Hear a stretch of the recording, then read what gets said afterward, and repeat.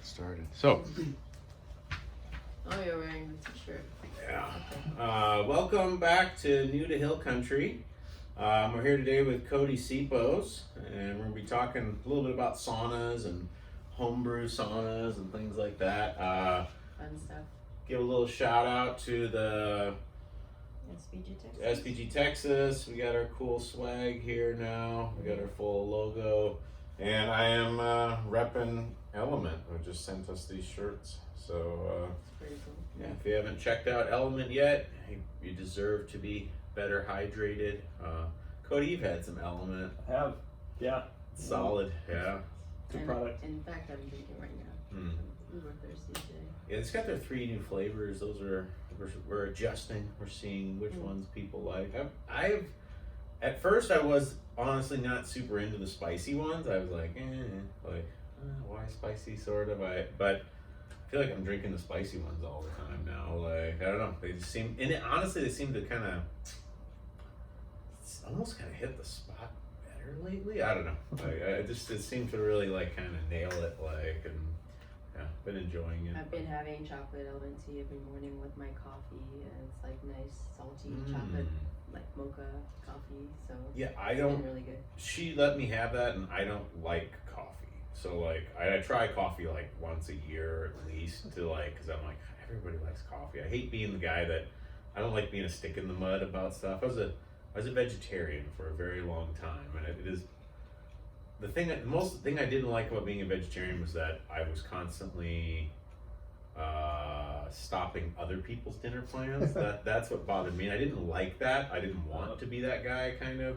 And I feel that way about coffee. It's like, everyone's like, let's go get some coffee. And I'm like, I'll always go along, but then it's like, what do you want? It's like, just water. I don't know. You want tea? And I don't even really like tea that much. Like, so, but I like coffee with the chocolate element. The mocha It one's actually very good, tastes good to me. I'm like, I could drink this.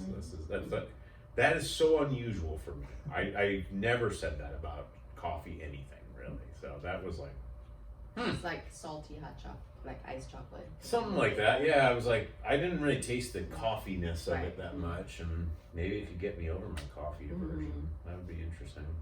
Anyways, so Here enough we about are. Element. Yeah. So Cody, you are, I know from talking with you, you're not originally from Texas and not originally from Hill Country. So give us the whole like, History. yeah, where are you from originally? What was the long, windy road that brought you to Hill Country? Okay, yeah, it's been a long and windy road. So I've been a few places, so I'm not a born and raised local here.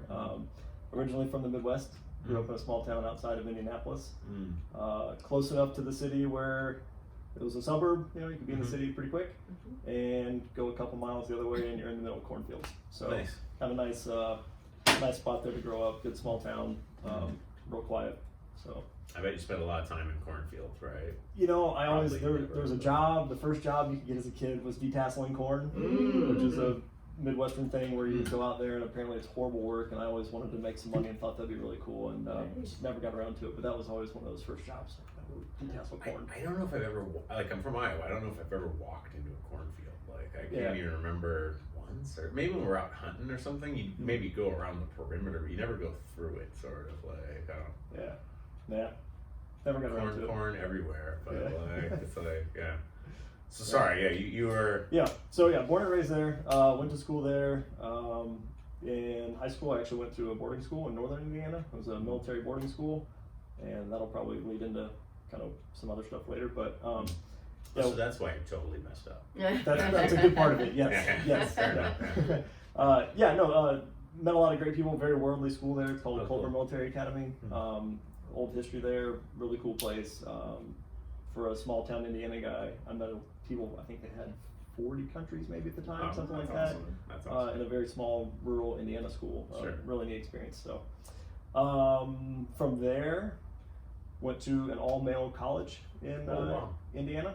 So just a few miles west of where I grew up. I didn't even know they Is made there those such a thing? anymore. Yeah. Like, There are not very many. I mean, I've kind of heard of some all-female colleges, but again, also it's like, I didn't know that they could still exist even. Yeah. Like, Yep. It's one of the few holdouts. I don't know how many there are left, but there's not too many around. But that was a unique experience as well. Why is that though? Why did you make that choice? Well, it was close to home. I see. They offered some scholarships, so I was able to go, on a little bit of academic scholarship and some other stuff. So it was just kind of Happens to be, a good compromise. And, So, wow, don't let me get me. yeah. This is fascinating. So, like, sorry. So when you're because I'm like, now I'm trying to square this with my college years, kind of like I'm trying to imagine it devoid of women, which it might have been more peaceful. Mhm. Like, I feel like we were constantly ready to like murder each other over girls and stuff like that. Like, but Yeah. So it's a really unique. The campus is small. I think it was maybe between 800 and 1,200 guys there. Mhm. Highly Greek culture. So it was a fraternity I see. oriented thing. Probably 85% of Interesting. the students there go into fraternity, which was not. I've seen Animal House. I wasn't like, oh yeah, it's gonna be my college experience. But they all had their very unique attributes. But there was a heavy emphasis on kind of study hard, play hard. I Like see. it was a nice mix of, Sure. hey, Monday through Friday, you're here, you've got a job to do, study, do your academics, and then on the weekends, go out and have fun, be a college kid. Sure. So in that regard, it kind of was peaceful during the week. I can see that. Formed a really strong brotherhood. I see. 24 hours a day, basically living with people, 40, 50 other guys. You form some pretty good bonds and get into some fun shenanigans when you're Sure. 18 years old, doing Sure. that. So, yeah, it's good times. So. Wait, and this isn't meant as a sexist jab at the others, but like, if I think back in my college years, a lot of good times with just the dudes doing stupid shenanigans Sure, and stuff exactly. like that. Those are the best memories, pretty much. Yeah, I went to a girls' high school and I can kind of picture what it would look like, and it was fun. It's kind of, Yeah. there's unique things about just Yeah. being with girls, and meanwhile we don't have to worry about like being ladylike in front of guys. It can just be all one. Yeah, well, the same thing. It was a small campus, so everybody would walk to class. There was never any issues with getting in your car and driving somewhere. And even in the wintertime when it snowed or something, you're a 4 or 5 minute walk to campus. So there was a lot of times where you would roll out of bed, sweatsuit, Just go, just roll on in Right. because you're not trying There's to impress that anybody. freedom, a Yeah. little bit of liberation there. You don't have to worry too much. Yeah. I think at my college, most people were still rolling out, Yeah. boys and girls like together and stuff. Like, Yeah. and I even remember there was some girl that my friend Ashley kind of dug, and then like she was in the early morning class, and I remember he was like, he kind of came back to breakfast or lunch, and he was a little crestfallen, and I was like, well, what's up? Like, and it's like, well, she doesn't do herself up before she comes in, and it really does ruin some of the illusion there. Like, I was like, dang, wow, like, that's sad. Yeah. That's sad. Yeah. Heartbreaking. Yep. Yeah. So what happened after college? So college was towards the end of it. I was pretty ready to move on and expand the horizons. I was pretty fortunate as a kid. We traveled a little bit, nothing extravagant, but my parents lived in Colorado for a time, and so that was always kind of one of those mysterious, far-off places that we visited every now and then on a vacation. But I wanted to go west, and so as soon as college was done, I secured a job out in San Diego, which is about as far west as I could go and still stay in the continental U.S. So, so I moved out there, and that was the day after I graduated. I had my car packed and solo road trip out to San Diego. So, so I lived in San Diego for about 7 years. Okay. Really enjoyed it out there. Had a lot of fun. Good city. A lot of good stuff going on out there. But what was the job? Were you a pilot at the time too, or a different job? so your podcast with Mason, I loved because I was in the pool industry. Oh, interesting. Yeah. So growing up, my all through high school and college, summers and things like that. My family. My dad was a salesman. My mom worked in the office. My sister was in the service department, and I did that in the summers as well. So, there were definitely moments when I was, and that was back. We were doing it over Skype, and there was times where he lost me a little bit. Oh, on yeah. some of the stuff with like technical terms. Something Yeah. like, oh, okay. I remember that too. Yeah, I was oddly fascinated. Like, oh, cool. Yeah, my brother-in-law. He's still in the pool industry out west. So That's a cool. yeah, it's a funny family thing. But yeah, so that was how I had the job in San Diego. Was from our connections in Indiana doing the pool industry, nationwide company, and they got me a job out there that I interviewed for. And moved out there and quickly realized that I didn't love the inside sales type of job. And to kind of take it back to the military academy, they had an aviation program. Okay. So they have a strong summer school that they do there, but they also had their own airfield. I see. With planes and instructors. And so growing up as a kid, I had always wanted to fly. It was kind of one of those things that from an early age I would pull out the drawers on the cabinet and climb up on the cabinet. I would get on top of the refrigerator, probably, I don't know, 4 years old or something like that, 3 or 4 years old.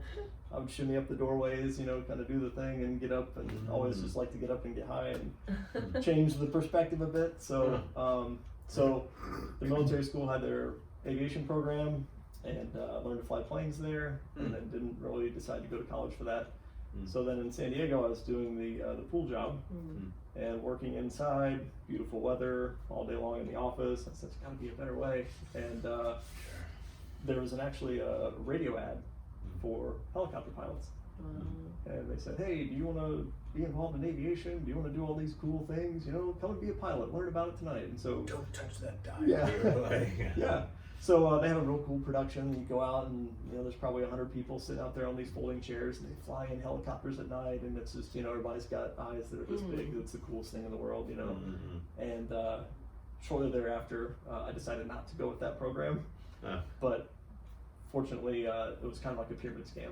Oh, okay. Was it? The company does not exist anymore. They kind of did a traveling road show where they would do these big productions. Oh, wow. They would get 50 people to sign up in a class and pay their money up front to then finance a helicopter to go to the next school. And they would do this where they would have 50 people. They'd all sign up thinking they were going to fly. They had 1 or 2 helicopters, which is not enough to do 50 people to get them trained up.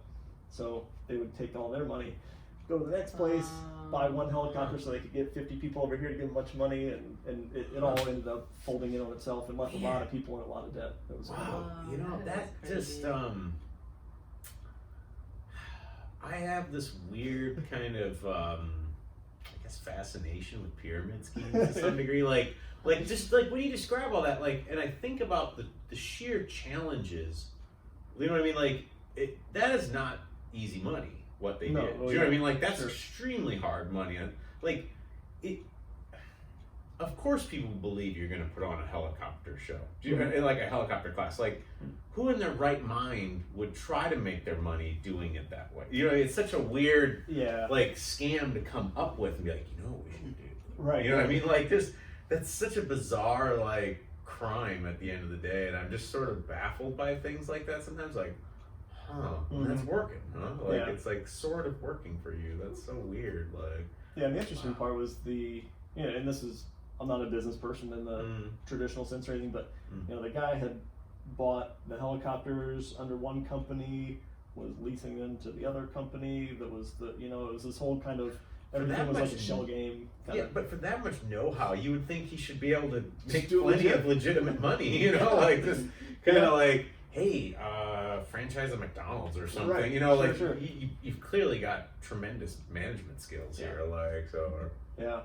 So fortunately, didn't go with that program and get left high and dry. Good job. So pretty much any airport that you go around to, small county airports or things like that, they have somebody with an airplane or a helicopter and their instructor's rating, and they'll teach.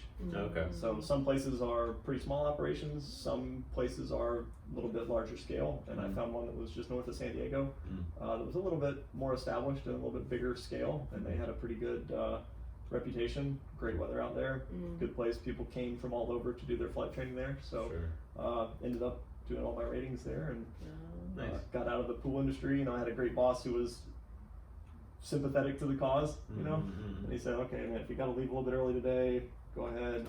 So yeah, it wouldn't have been easy to do without his help. So got all that done, and then the funny part is, you're a brand new student. You go through all these hour requirements, a certain amount of hours you have to fly, and then you take a test, and you get a certificate and rating. And then as soon as you're done with that, you become the instructor. Oh wow. So the typical progression is that you put in your time there, and the whole time is kind of like an interview. And when you finish up, then the owner of the school, if they like you and you're a good pilot, they'll say, hey, Teach you. yeah, it's kind of a rolling thing there, because once the instructors gain so much experience, they move on to other stuff. So there's a constant turnover.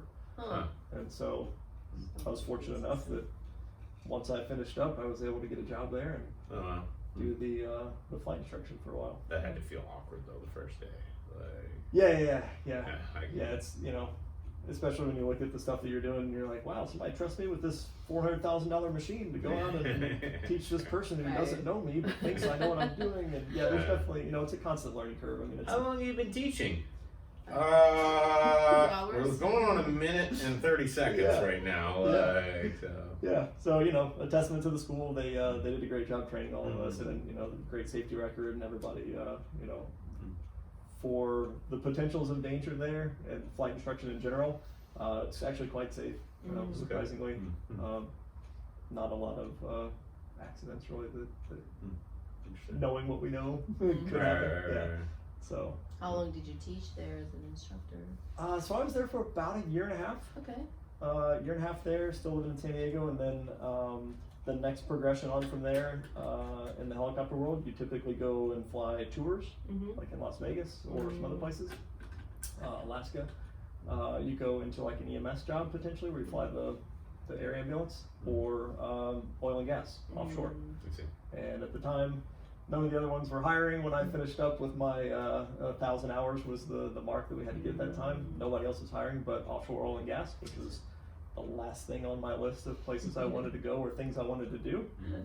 But they were hiring, and so 2008 I got started down in the Gulf of Mexico, flying out South Louisiana, doing offshore oil and gas, which was an eye-opening experience. And that's what brought you into this area, basically. Eventually, yep. So having the opportunity to work down there, I didn't live there initially because the operations offshore oil and gas, it's 365 days a year. So per regulations, you can't fly 365 days a year, and you can't really work Monday through Friday because they need stuff on the weekends as far as transportation goes. So in that regard, they break up our schedules to where we work 2 weeks on and 2 weeks off. It's a pretty standard schedule there. So that allows you the opportunity to live wherever you want, provided you show up to work on time. I see. Some folks live Seattle, California, New York, you know, folks live all over the place, because a lot of times, like I did my flight instruction in San Diego, well, if you have a house and kids and, you know, family over there, you still have the opportunity to come to work, make a living, and then go back home and have your time off. So they just fly out every time, basically. Yeah. I just think it's so it strikes me as very costly, but yeah, it can be. Certainly, you know, you're looking, then you have to have a second car that you leave there and park for the 2 weeks that you're gone, and plane tickets, and you know, your time and travel comes in your time off. So out of your 14 days, you may spend 2 of them traveling. So yeah, pros and cons.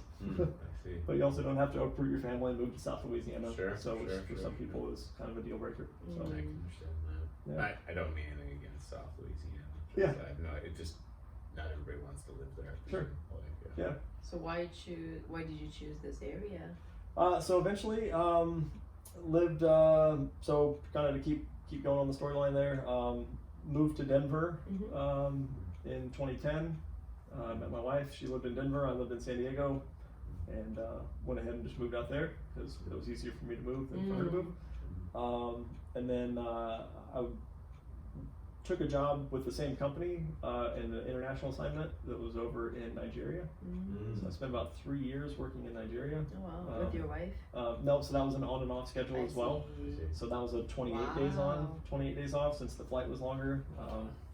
Go do 28 days over there and come back. So that was an eye-opening experience. It was an kind interesting lifestyle, I would say. Yeah. Work for a month and then off for a month. When you're in Nigeria, are you, I guess, how am I trying to put this, as someone just who's been an expat, and are you in Nigeria or are you in the oil field? Like, it's kind of, you know what I mean? Like, it's like, I know a lot of military guys, like I was in Korea or something, and it's like, But they were in the but base. they were in the yeah. base, and they didn't get that much off the Yeah. base, kind of like, and Yeah, and I was more of the latter. Mhm. The job that I was working was assigned to Chevron, okay, and Chevron at the location we were at, they had a compound that looked kind of like prison. Mhm. It had beautiful. dual razor wire, you know, Okay. concertina wire around the outside. They had an airstrip the airplane flying out of. We'd fly out in helicopters. Had group housing, stuff like that. So, chow hall, all the stuff on base. Bowling? Any bowling? No bowling. There wasn't bowling. No. Let me see. No. When I did my military, I taught, I did a teaching internship in Baumholter, Germany with the military, and I was very close to going to the Azores, actually, instead. In retrospect, I don't know what would have been better. I think I wanted to see more of Europe, and I think I had a great time for what I did, but like, one of my professors was like, Azores, just like, you got to go to the Azores, you know, like, no one goes to the Azores, but I remember talking to people on the phone, and they were like, well, you know, it's let you know, there's not a whole lot to do around here. We do have a bowling alley, though. Oh, nice. And that was it. That was like the only thing they could list as something to do. Yeah. I mean, in retrospect, there weren't. It was a different time where you couldn't just. Now you can Google the Azores and see a million pictures and be like, wow. But at the time, it wasn't as dialed in. So I was looking at it, I was like, oh, it looks all right. You know, it didn't look like paradise, kind of, or something. So maybe that's where I missed out. Yeah. But, yeah. Did they have bowling? No. No bowling. We had a Ball? small fake putting green, so there was kind of golf. So Tuesday Ooh. nights was golf night. Nice, They were pretty strict with drinking over there. There was a little bar, but occasionally for the expats they would allow us to have little functions. And Tuesday night golf was one of the functions that I see. if we weren't on duty and there was enough time see, between I our see. alcohol consumption and flying, they would. I guess that makes sense. Yeah. At first, I felt like, oh, that sounds real, and I was like, oh wait, you're a pilot. Right, Right? yeah. Yeah, I guess The you don't job really want involves, people. Yeah. Yeah, that makes sense. Yeah, so occasionally we got to do that, and there were a few other expats there, but it was mostly local Nigerian folk that were okay. there. So Cool. yeah, so that was kind of a cool experience. It was right in the bend there in Africa. Right, Okay. right Yeah. there. So we were just north of the equator. Yeah, it was fun. So after doing that for about 3 years, That's a long time. ready to settle down, and that's when I took a job back in South Louisiana, and that was actually a job where we moved down to South Louisiana. So moved there, did 5 years down there, and then to bring us back up to speed, about 2 years ago, moved back over this direction. I see. I have a 5-year-old boy who was getting ready to get into school, and that wasn't the area where we wanted to Raise them. make a permanent, I see. get him into the school system there, all that kind of stuff. So, yeah. So you moved mostly for Archer. Yeah, mostly. Yeah. Yep. Yeah. I mean, yeah, I kids were a totally big understand. factor in our Huge, decision to huge move factor, too. yeah. Yep. Yeah, as we grow up and become more adult, I suppose that's Right. kind of the priority, right? Oh yeah. Totally, yeah. Yep. Yeah. So currently live in Buda, just south of Austin, so just up the road here. We found a gym, jiu-jitsu gym here in Yes. town, and Yeah. every 2 weeks, yeah. You found us through like Rob's Instagram, right? I think so. Okay. Yeah, I think so. I think I saw all the initial promotion stuff and everything. Was like, Yeah. wow. Initial embarrassing recordings of me talking on his Instagram. Yeah. No. So yeah, I knew from the whole podcast sphere of a little bit about SBG and some of the stuff I'd heard and seen, and figured just seemed like a good combination of everything coming together right here. Where did you train before? You trained somewhere else. Yeah, I trained in South Louisiana at I see. a guerrilla jiu-jitsu. Right. Yeah. For some reason, I remember that as South Carolina, not South Louisiana. Oh, yeah. So I was like, wasn't there a Carolina in there? Oh somewhere? yeah. No. Okay, so they have a gorilla down there. Mhm. Right. Okay. Yeah. Who's the lead dude from them? Like, who's there? Dave, I think it's Camarillo. Oh, okay. Yeah, Yeah. I know of him. Yeah. Yeah. Like, so yeah. Sure. Yeah, so I was talking with Rob the other day after class on Saturday, and the head guy over there in South Louisiana wanted Dave, trained underneath Dave, and then Rob knew him through the CrossFit sphere, I think, and all the. Rob knows Yeah, everybody well, somehow. Like, it's like, oh, Seems so like, I yeah. know him. I'm like, Right. yeah, no, I know him from back when. And usually it is a CrossFit kind of Yeah. connection or whatever, but like, yeah, it's like, oh yeah, I know him from back then. How you do it? Yeah, that's Yeah. interesting. No, I've enjoyed the training here so far. It's the foundations program is coming from a place. It was a pretty small gym, and so it was there wasn't a foundations program Sure. per se, Sure. which meant you just kind of hopped right into the class. Pretty typical, yeah. Which was a lot of fun. Mm-hmm. But I actually have a picture I should show you sometime of after my first day of classes, you know, and I've been listening to Jocko and I've been doing, you know, I was all pumped up and ready to go to jiu-jitsu, and I looked like I got zombie attacked. I had bruises everywhere, and it wasn't because anyone was being particularly mean. It's just, you know, with some purple and brown belts out there and you're a white belt and you think that this is how you're supposed to do it. You know, yeah. It's very rough. It's a really rough introduction to what it is. I mean, that already tells me that you have a certain amount of humility that you didn't leave. Do you know what I mean? Like, because most people, and it's not so much. There's an area, like there's for some people where like ego kind of just will smash them off of that. Yeah. And there's other people who are just like, and maybe appropriately so. They're just like, wait a minute, I don't know what I'm doing, and you are manhandling me. Yeah. Like, I don't feel safe coming back here. And then I think I was one of those people. That's how I started, where it was just welcome to the Terror Dome, sort of. And it's like, you know, like, and I was like, I want to be able to do what they can do, kind of, you know, like that's what I felt, and I stuck with it. But yeah, I think having that soft intro of like, here's 16 fundamental things that at least if you can do this, no one's gonna probably be able to stop you on the street. We'll start talking about, and at least once you have that stuff, even just looking at my guys that are now going into the open mat stuff, and they're just like Rob and I were talking about, it's like there's no honeymoon beat up the white belt period. It's like they have good escapes for like every position, so they're not just doing some really stupid thing where you're just like, oh, I'm just gonna submit you here now. Like, cause I was gonna say, I think it's cool to have some tools to when you get in those situations when inevitably you're going to be there, that you go, oh, hey, I'm going to try this because it seems like something that we've learned already. So. And actually, one of the things that, not to belabor the point too much, but like one of the things I've really liked about it as a coach is, for me, one of the scarier things when I train with white belts is when I take them to a position that they don't know at all. Because those are the positions where they're more likely to do something that will injure me, not necessarily stop me, but just injure me. Like that's where the elbows and the fingers and the everything get in weird places, and I'm like, what are you doing? You know, kind of like you can't see that. That's not gonna stop me, but like the next day my neck's all like, geez, he was elbowing me in the neck for like no reason, and so I've been actually very inspired to show everybody as many positions as possible, so they at least have a single painted layer of like, here's your base, here's your posture, so that you're not doing these crazy weird things. And also sometimes I'm worried about hurting them. Sure. So I'm like kid gloves the whole time, and then I'm like, you are rolling onto your neck, like, and I'm gonna have to try to take the weight off, and that might put pressure on me almost, like. So I've actually been super happy to like show them kind of proper things, so and then they don't muscle as much, and they don't like go as crazy too, so it all kind of works out in the end really well. But it's also nice. I think as we're doing open mat now in cap class, just it's fun to really see those fundamental things that you learn come together. Sure. Whereas like if I was just thrown into just like, okay, spar with him, it's like, what would I do? And what's the fun? Like just like scrambling and being on the bottom, whereas like, oh, I'm supposed to do this, and then try it out, and then sometimes it works, sometimes it doesn't, but that's where the fun is in my training. Sure. It's good curriculum, good program. Well, enough about us, more about you. So like, what you and I got talking a while back, and that's why we have this unit here.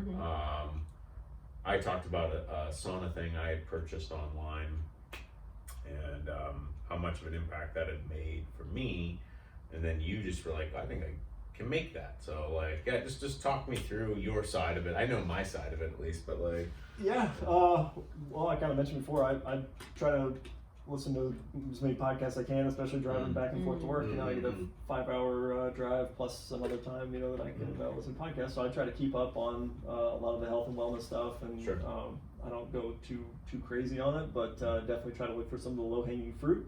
Sure. And one of the biggest things that I've heard repeatedly in many different places is sauna use, and all the Rhonda Patrick studies and all the things you hear. Rhonda Patrick was the one that really put me over on the sauna stuff. But and it seemed like some low-hanging fruit, and then when you mentioned it, you know, all the things kind of started coming together, and then I saw kind of what you were working with and said, I've got 2 weeks off.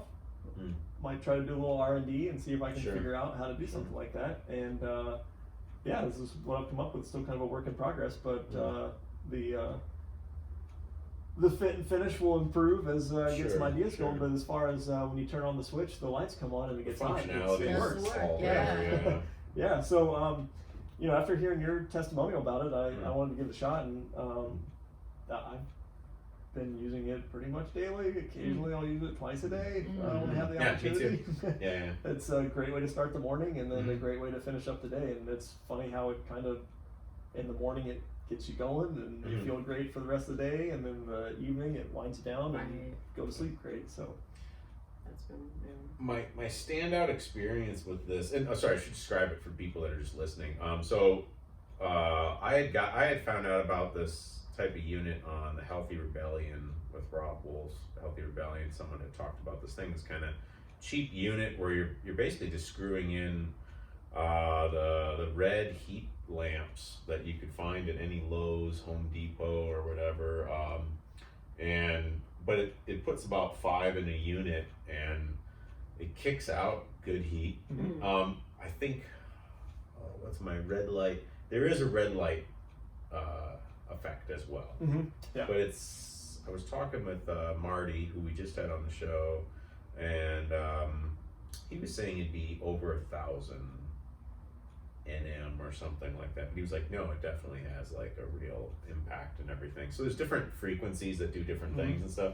But that's a good one too, that what these put out. And you know, I started using it, and I was using it mostly as like a super sweat inducer. I had made it like a tent, and I had the tent real low, and I would build up a lot of heat in there, and I'd come out like, just dripping sweat. And that was good. I mean, that was good because I had spent all that time in Korea and saunas, and it was just like, I have to have my saunas back in my life, kind of. And I was like, that's great. And then as I got going in the summer, it was getting hotter and hotter in my garage where I had set up. It was sort of like, I don't really need this tent anymore when I crank this heat up. But now the way I use it is, and it's there. That was how the people that had sold me the unit kind of said. It was like, you don't really need the tent. You just put it on just like put it in a bathroom or a garage or something, and you'll get plenty hot if you just get close to it. Yeah, the bulbs are pretty focused, I've found, that you can put a hand right here to the side and you don't feel much heat at all. You put it right here and you're getting, I forget what the numbers are, 150, 160 degrees or something like that within a few inches. So they it's pretty directional.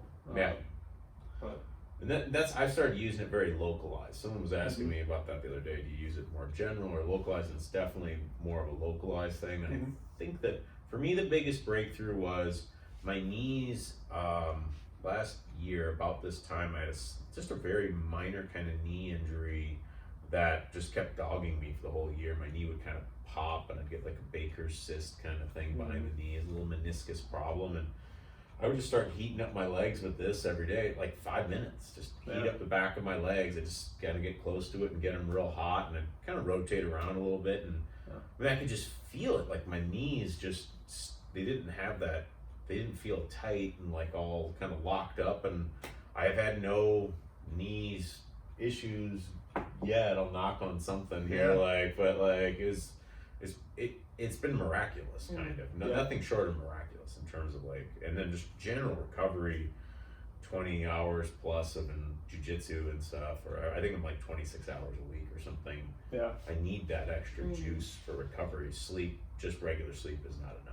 I need a little more, and this is giving it to me for sure. But I my anecdotal story, back in December I was on a work assignment in New Jersey, and I was in a hotel room, and it was all snowy and icy and cold outside, so I just thought it'd be a good time to start doing a bunch more push-ups and pull-ups, and in the process strained kind of both forearms, got like some tennis elbow stuff going on, and never had that before, and it was pretty crippling to a point. It's like I go to reach for a water bottle and couldn't pick it up without a lot of pain, which doesn't really get you anywhere toward your health goals, because about anything you need to do involves gripping a barbell or a kettlebell or whatever. So I've been using this, and it's pretty much gone. Haven't changed anything else. I was trying to do some massaging with lacrosse balls and things like that, and it didn't really seem to fix anything. This has been the variable that I've changed and added it into my regime, and it's. I mean, I don't know if that's exactly what's caused but that's the only thing I've changed. So Right.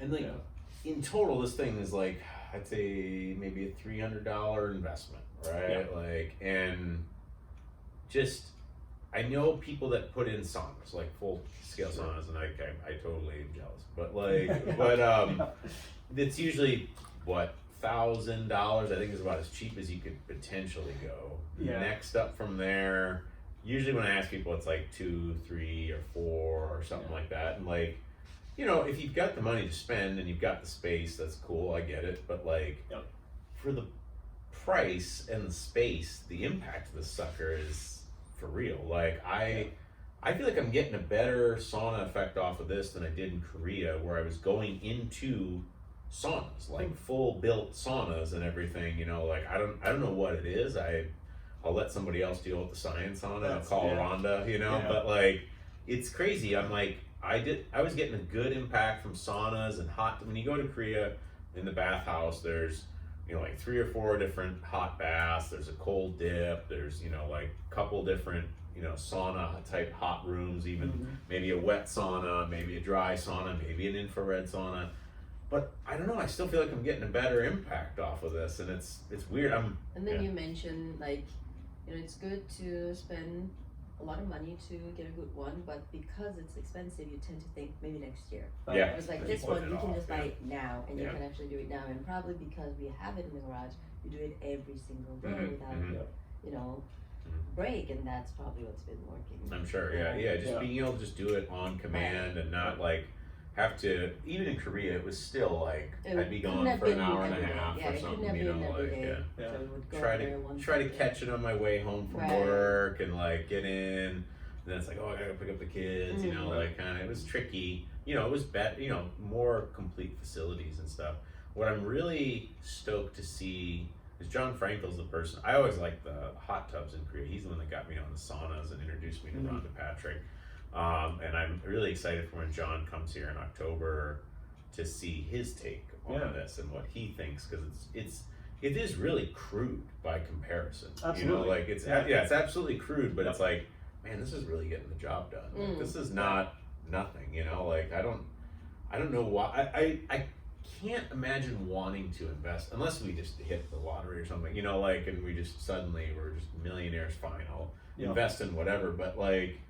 I don't feel much of a pull to want to invest in more. Like it gets it done. So well, I mean, kind of the things that you both mentioned was exactly what I was thinking of when I whipped it out, because I said I don't have a room in my house, and I don't have the $1,000 to $5,000 to spend on that, you know. And they have them at some of the local gyms and things, but we're in September of COVID, and most people are working from home, and the gyms are shut down to a certain degree, and so to have something for a very minimal investment that's going to give you as good or 90% probably. I mean, I want to get as many of the guys in the gym on this, like, and one of the things that's awkward for me is like, you're making it, I'm selling it, and I don't, and I told you this when we talked about this, I was like, look, we're not gonna like retire off of this thing or whatever. Like, I don't think this is gonna be my day job. No, right, yeah. But it's like, but you know,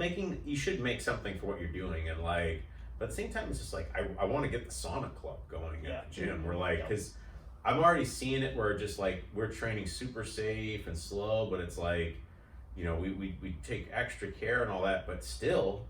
You know, they still get hurt or they just get tired. You know, they just sore. Like some of our dudes just work all day. You know, they work all day and you know, on their feet with their hands. Then they come in and do another hour or two of jiu-jitsu, and it's like, eventually the body's just like, hey, I need a break, and it's like, this unit like really kind of keeps you going. Like, and I don't know. Almost feels like expedite the recovery, that you wouldn't need like many hours of sleep to recover, whereas like this one just like with 10 minutes.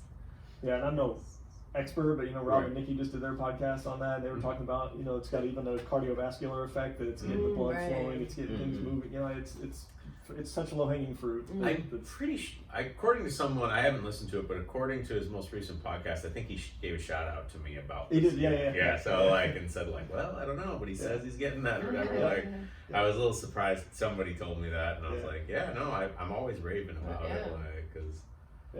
Yeah. I mean, when you look at people go and spend whatever $100 for a massage or something like that. Oh my God, this the return on investment on this is so much greater than that. Like, it's like, And then like, I think for me, it's been working really well when I have like muscle cramp, like you know, neck like getting really stiff, and then usually Mike's been good, you know, just really good about massaging it and all that, but just this really loosens up that muscle tension and stiffness and. Because like if you leave it without really doing anything, it gets really worse and worse, and so it's been really working well for me on that front. I pretty much I do the whole body, but I really am pretty big on just blasting my legs twice a day. I've just found over the years doing jiu-jitsu that at a certain point, my despite my best efforts, it's like my legs just start tightening up after a certain amount of overtraining or something like that. And it's impossible as a coach not to overtrain. Like I wouldn't put these kinds of hours into jiu-jitsu if I wasn't the head coach or whatever. I love it always, but like there's definitely like, I don't know who, I think it was Hodger Gracie who was like, for me, like if I just do like, I just want to do like an hour of jiu-jitsu a day. Just like I'm not trying to do like 20 hours a day or something like that. That just, road to injury basically. He's like, I just get in a good hour, real focused, and then just move on, kind of like. And I probably want more than him, but like, but still, also, I'm not talking about high intensity training either for that amount of time. Competition camp. No, thank you. Like, unless you're close to competing, I feel like, and that's like, within a month of that, it makes sense. But everything outside of that is not really, you're not training for longevity. So, this has been pretty awesome. You were kind of working on a red light unit. Did that ever come to fruition, or was it trickier? That's probably going to be a winter project. Okay, fair enough. Yeah, this is kind of going to be the focus here coming into fall, and then winter time will probably be a little bit. It's a little, it's shrunken down. It's kind of what we're looking at, kind of like maybe a handheld type of focused device that's going to be a little bit. It's a little more minute with the parts and things. You can pull it off really quickly. Yeah, like we talked about it, and then just like next class or next week, you just brought it in. It's like I'd like to it's been pretty alter the design a little bit, maybe make it so it can be shipped out to where it would disassemble a little bit easier. Maybe have a little bit broader base, but like I said, those are just kind of design features. The rest I'm pretty happy with. It's going to get the job done. So we'll see if we can't make a few positive changes and. That would be awesome, Yeah, I'm kind of planning in maybe later, like November or something, having like sauna month or something. Like people who, if you hit the sauna every day, will give you like a patch for it and stuff like that for your gi and like kind of encourage people. Like to set it up here at the gym, so because people do say like, oh, they're sore after this and that, and it's like, why don't you just do 10 minutes or 20 minutes before and after, and after class and. Yeah, we'll set it up in the gym here so people can kind of get to know it. Like once you've felt it, I think it really, I haven't really met anybody who's like does sauna and say they didn't like it. Yeah, you know what I mean? Like once you do it. Once you do it, that's what that is. Like. I was surprised at how quickly you get hooked. Right. You're raving about it. You said, I don't know. I feel better. Everything feels great. Right. When I got my first one made, I go, wow. Yeah, this is day 2. I feel better. Like, I feel hooked. I can't wait to keep doing this. And what I've been finding now that like I thought I was doing sauna a lot in Korea, and it was really only 2 or 3 times a week tops. And that was good weeks. There's probably weeks where it was once or none, maybe. Right. And now that I'm actually doing it every day, what I'm finding, because we were talking about this before, that sweat. Like sometimes you sweat a lot, sometimes you don't. In general, I am finding myself to sweat way less in front of the unit, and even just at the gym. And I was kind of hearing about that with Rhonda Patrick, that you get better at holding electrolytes and things like that. Actually, like the more and more that there's the heat shock proteins that you're building up, but then also kind of like, I guess your body just, gets better at retaining and hydrating and all this. I don't know. Let's ask Rob about that at some point. Sure, like, yeah. like, If you're getting a call and see if it's stopping the video. Is it still on? appears to still be on. Okay. Yeah, but not a bad idea for me to pause it right now Right. again and check that. Because I've had that problem, so. But I mean, I can think of a few guys who are here training and sweat like crazy. I know.